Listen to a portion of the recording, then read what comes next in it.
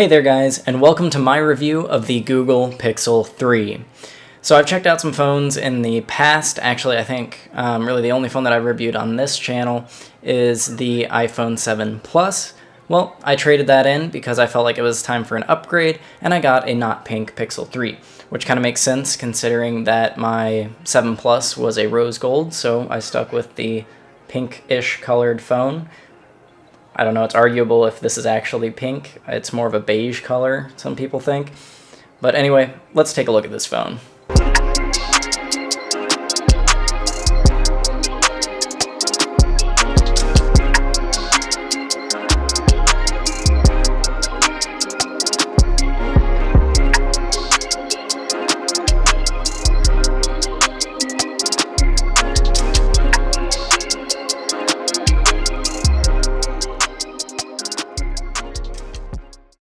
So the first thing that really stands out to me on this phone is the screen. The screen is very good for a smartphone. I definitely can see a difference between it and the 7 Plus.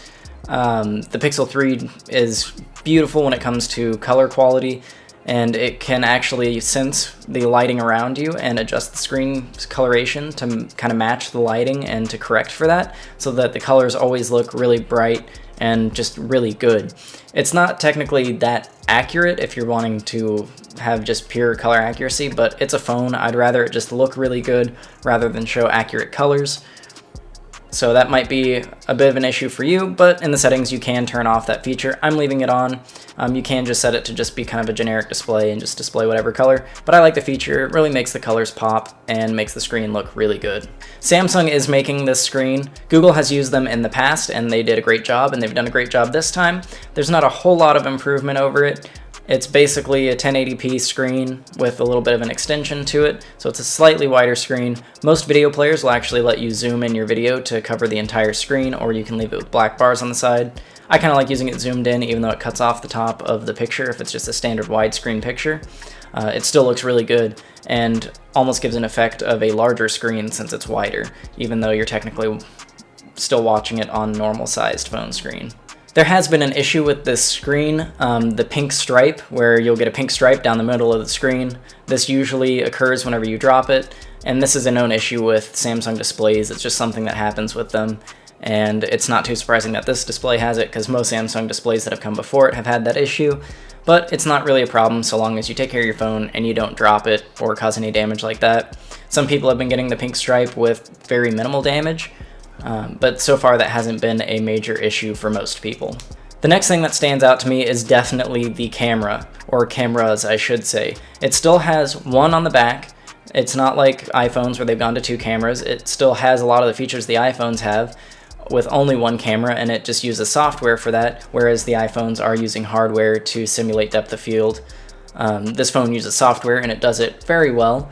I would argue that it's a little bit less quality on the depth of field than the iPhones do. The iPhones, it looks more realistic. This doesn't look super realistic. A lot of times whenever it shoots with the depth of field on, it goes really crazy with the blur and sometimes will miss objects and not blur them in the background.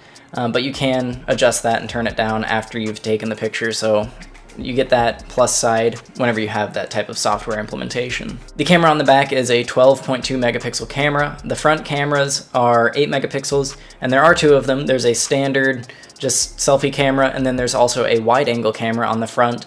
And this wide angle camera I think is a really cool feature because it's basically a selfie stick killer. You can switch to that wide angle lens to include more people in your selfies or whatever you're taking, or if you just want to take a picture of yourself with a wider background if you're at some beautiful location or something like that, you can switch to that camera and get that wider frame, and it basically defeats having a selfie stick now, which is a good thing because selfie sticks are really dumb. I really think they're stupid and people look stupid whenever they're using them. I would like to provide you guys with some sample pictures from the camera.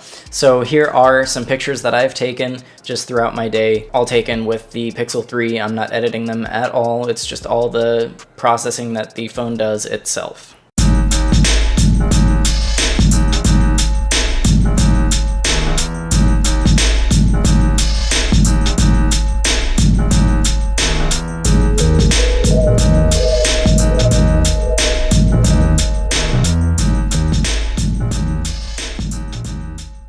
This phone also has a great assistant. This assistant by far beats out Siri, and Google has really done a great job with their voice assistant. Now, there's a lot of work to be done on it still, but it definitely can understand you the best out of any of the assistants I've tried, whether that be Siri, Alexa, anything like that. Google definitely is on top. And the cool features they've added on this phone in particular are the call screening, where whenever you receive a call and you don't recognize the number, there is another button on the screen that you can pass the call off to call screening, and Google Assistant will essentially talk to that person and try and get to know what they want, and it'll record that message for you. And you can even see the conversation happening on your screen through text. It'll text-to-speech all the conversation out to you so you can see it, and you can even end the call if you realize that it's just a telemarketer and you don't even want to take the message. So you can just reject it there, decline it, and it gets rid of the message, and you don't have to deal with that. So you don't have to deal with robocalls and answering your phone, not knowing if it's going to be a robocall or an actual person. You can just pass it off to Google Assistant and they can take care of that for you. Another plus side to Google Assistant is it can interface with more apps than Siri. I know Siri does not like working with Spotify, but Google Assistant works fine with Spotify, which is really nice since I use Spotify for all of my music listening. Now I can just ask my assistant to play certain songs for me, and it's just a lot better than Siri, which Siri really only works with Apple Music. Now let's talk about some of the things I don't like about this phone. The not pink color is a great color, but I really don't think that the orange power button really goes with it. I think they could have gone with something that might have matched the color, or I think the mint power button that they included on the white phone would look good on the not pink. The orange power button just seems kind of off to me, and it's just kind of a flashy piece on an otherwise elegant phone. Another thing that is a downside to this phone is the back glass. The back glass, the lower portion of it, is frosted, and that frosting can scratch pretty easily.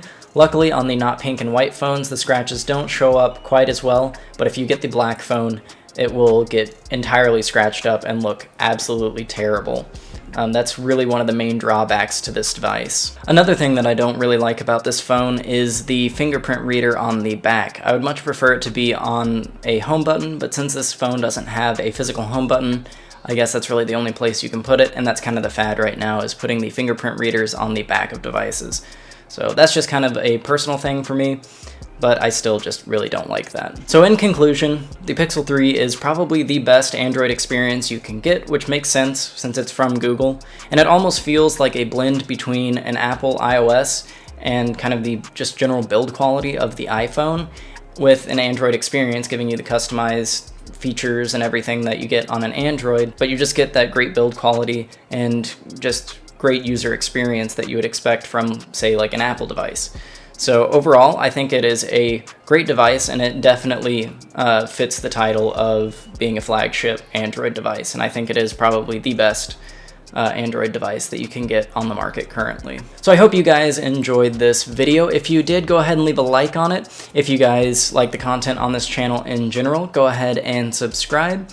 And if you have any comments about the Pixel 3, go ahead and leave that down in the comments section below. If there's anything you would like me to talk about or anything, I might make a follow-up video.